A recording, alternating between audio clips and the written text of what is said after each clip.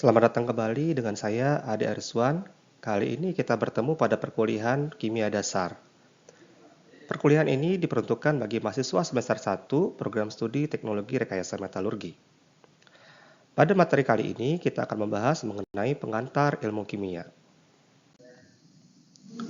Secara definisi, ilmu kimia dapat didefinisikan sebagai ilmu yang mempelajari komposisi, sifat-sifat, serta perubahan materi. Fokus terhadap ilmu kimia ini adalah bagaimana suatu zat dapat berubah saat berinteraksi satu sama lain lewat reaksi kimia. Dalam mempelajari kimia, ini penting untuk memahami semua susunan zat di dalam alam semesta termasuk diri kita sendiri. Kemudian kita juga diharapkan mampu membuat suatu zat lain yang diinginkan dan bermanfaat. Ilmu kimia sendiri dapat terpecah-pecah menjadi beberapa cabang berdasarkan divisi dari American Chemical Society atau ACS.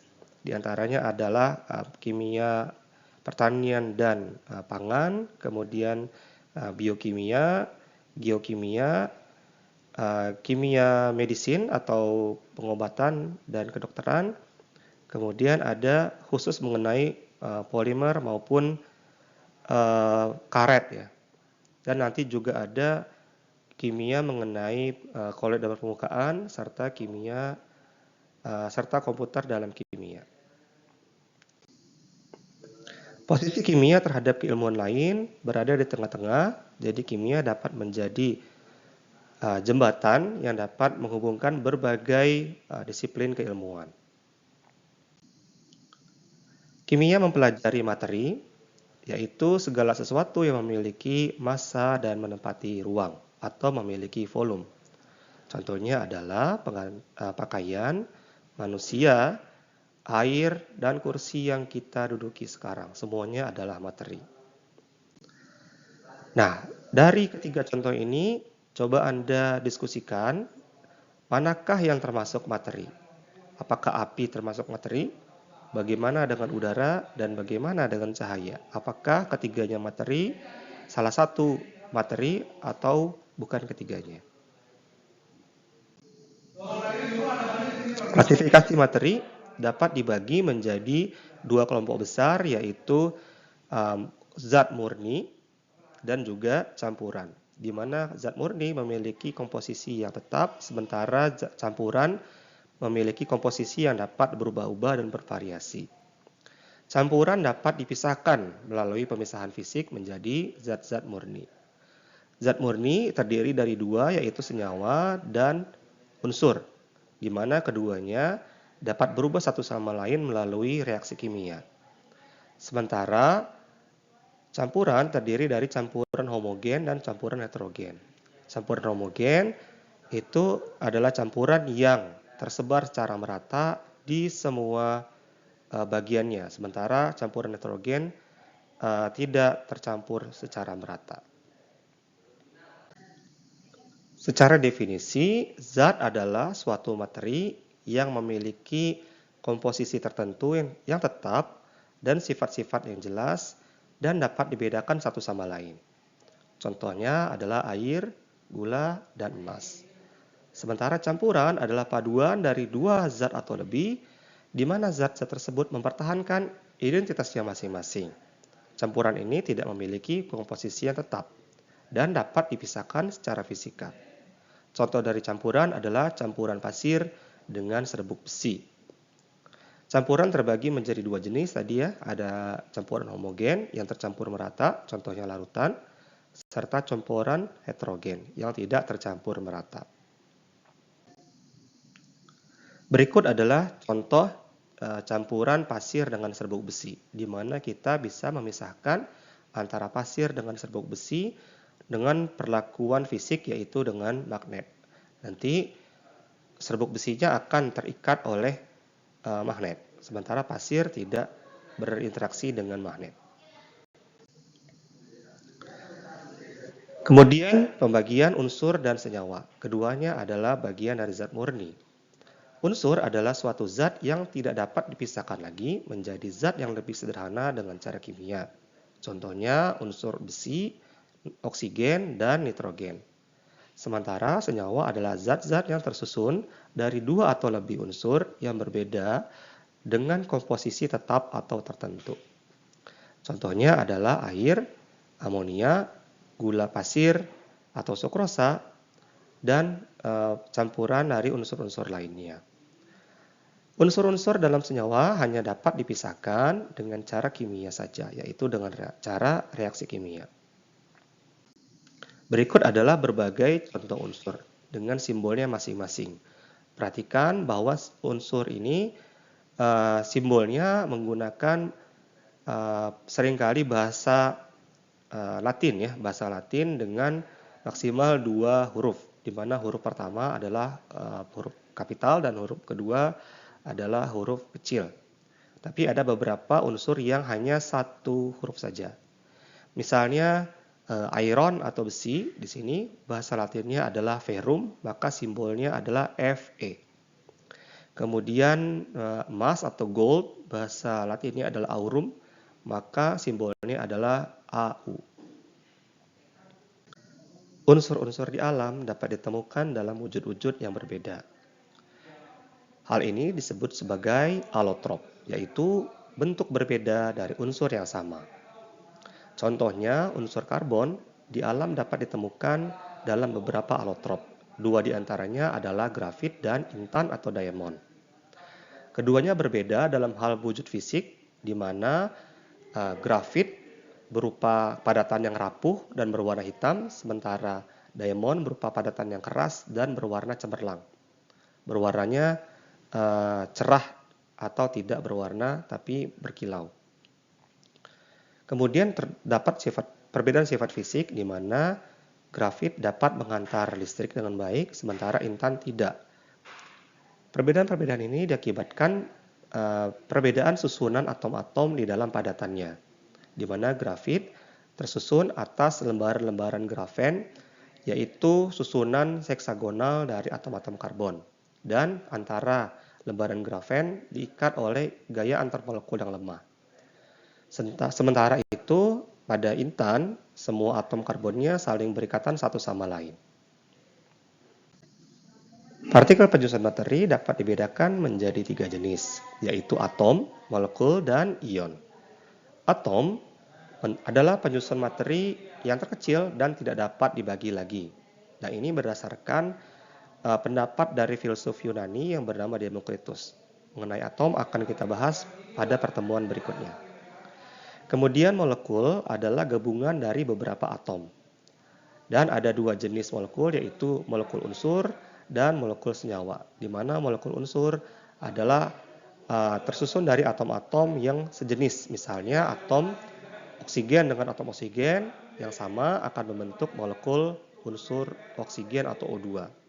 Sementara molekul senyawa terdiri dari atom-atom yang berbeda jenis. Misalnya karbon monoksida, yaitu atom karbon dan atom oksigen. Dan juga atom karbon dioksida, satu atom karbon dengan 2 atom oksigen, serta molekul metana, satu atom karbon dengan 4 atom hidrogen. Sementara ada lagi partikel ion, yaitu atom-atom yang bermuatan listrik. Dan ini ditemukan pada senyawa ion seperti garam dapur atau NaCl. Atom merupakan suatu wujud yang nyata ya. Jadi atom itu betul-betul ada dan dibuktikan pada fotograf SEM atau scanning electron microscope. Nah, ini adalah foto dari scanning tunneling microscope atom palladium. Di sini kita lihat terdapat butir-butiran atom ya. Nah, ini adalah atom palladium. Sekarang silakan Anda melihat 4 gambar ini A, B, C, dan D dan perkirakanlah atau berikan pendapat Anda manakah yang unsur dan manakah yang senyawa.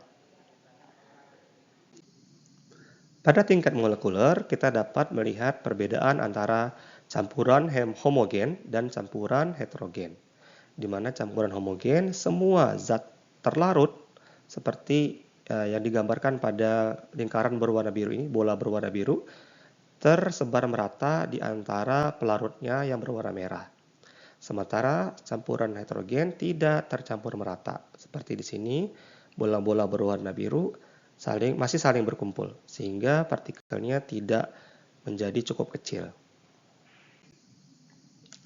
Di antara sifat-sifat materi, dua di antaranya adalah sifat kimia dan sifat fisika, di mana sifat fisika itu dapat diukur dan diamati tanpa mengubah komposisi atau jenis suatu zat. Misalnya, titik leleh, titik didih, warna, serta konduktivitas listrik. Sementara itu, sifat kimia adalah sifat-sifat yang dapat diukur atau diamati hanya dengan reaksi kimia saja. Contohnya, mudahnya suatu zat terbakar dan ketahanan suatu zat terhadap korosi. Lalu ada sifat materi yang berupa ekstensif dan intensif, di mana sifat ekstensif bergantung pada jumlah zat seperti massa, volume, konsentrasi, dan mol. Sementara itu sifat intensif tidak bergantung pada jumlah zat, misalnya massa jenis, titik didih, serta konduktivitas termal. Perubahan materi dapat kita bagi menjadi dua, yaitu perubahan fisika dan perubahan kimia. Perubahan fisika itu tidak mengubah identitas zat, hanya mengubah wujudnya saja. Misalnya, membeku, mencair, dan menguap. Lalu perubahan kimia atau reaksi kimia itu mengubah identitas zatnya karena mengubah susunan atau ikatan antar atom unsur dalam sejawanya. Misalnya adalah pembakaran, yaitu reaksi dengan oksigen. Ada 4 ciri-ciri terjadinya reaksi kimia, yaitu terbentuknya endapan, terbentuknya gas, terjadi perubahan warna, dan terjadi perubahan suhu. Lalu 3 wujud materi adalah padat, cair, dan gas. Kita lihat di sini padat. Dalam padatan ya, setiap partikel-partikel penyusunnya tersusun rapat satu sama lain dan mempertahankan bentuknya atau wujudnya. Sementara cair agak renggang dan mengikuti wadah.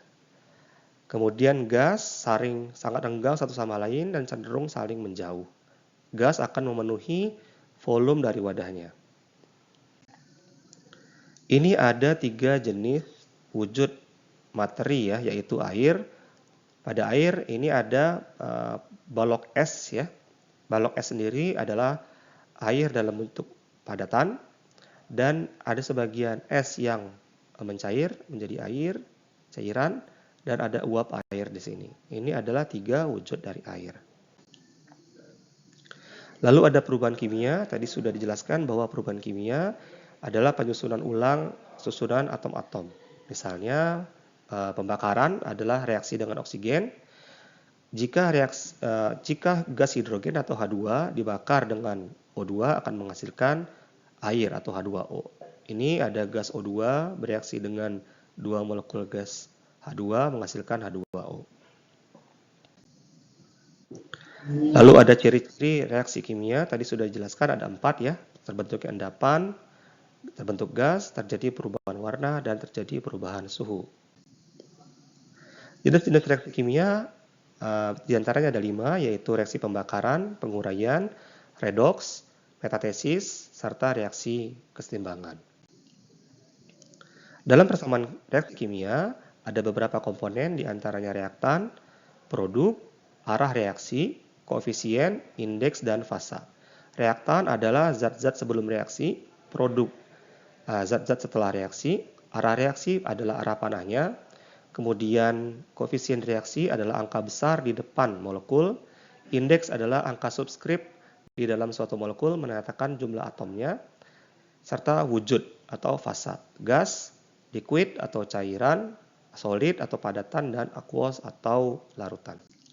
Sama seperti di fisika, kita menggunakan satuan internasional untuk pengukuran, dapat dilihat pada tabel ini. Dan Anda diharapkan dapat memahami awalan pada satuan sistem internasional ya, diantaranya kilo, mega, giga, tera, senti, mili, dan seterusnya. Anda diharapkan dapat membedakan antara massa dan berat, di mana massa adalah jumlah zat dan berat adalah gaya yang dihasilkan akibat gravitasi pada suatu benda yang bermassa. Untuk mengukur massa, kita dapat menggunakan neraca. Dan ini tadi perbedaan antara massa dan berat. Massa seseorang adalah sama dimanapun ia berada, tapi beratnya akan bergantung pada gravitasi. Lalu volume adalah satuan turunan dari panjang, di mana satuan internasionalnya adalah meter kubik. Alat mengukur volume cairan ada beberapa, diantaranya adalah gelas ukur, buret, pipet, dan labu volume. Untuk temperatur atau suhu, kita gunakan Kelvin, ya, di mana Kelvin itu adalah derajat Celcius ditambah 273,15 derajat Celcius. Untuk Amerika Serikat menggunakan derajat Fahrenheit dan dapat dikonversi dari Celcius. Untuk notasi angka ilmiah dapat dituliskan seperti ini, di mana A adalah angka satuan dan N adalah bilangan bulat, bisa positif atau negatif. Pada pengukuran ada perbedaan antara akurasi dan presisi, di mana akurasi adalah seberapa dekat pengukuran dengan nilai yang sebenarnya, sementara presisi adalah seberapa dekat nilai atau kecocokan dua atau lebih pengukuran yang dilakukan. Dari gambar A, ini adalah pengukuran yang akurat dan presisi. B adalah pengukuran yang tidak akurat tapi presisi, sementara C tidak akurat dan tidak presisi sama sekali. Sebelum bekerja dengan zat kimia, Anda diharapkan dapat memahami isi lembar kerja MSDS atau Material Safety Data Sheet. Ini berisi informasi mengenai potensi bahaya, yaitu kesehatan, kebakaran, reaktivitas, dan lingkungan, serta cara bekerja yang aman dengan produk kimia tersebut. Silakan Anda melihat MSDS pada zat-zat yang Anda kerjakan. Lalu ini ada beberapa simbol bahan kimia, diantaranya mudah terbakar, dapat menimbulkan iritasi, korosif, beracun, mudah meledak, bahaya biologis, oksidator, berbahaya bagi lingkungan, dan radioaktif. Demikian materi pada kali ini. Berikutnya kita akan bahas mengenai atom. Terima kasih telah menyimak. Sampai jumpa pada materi berikutnya.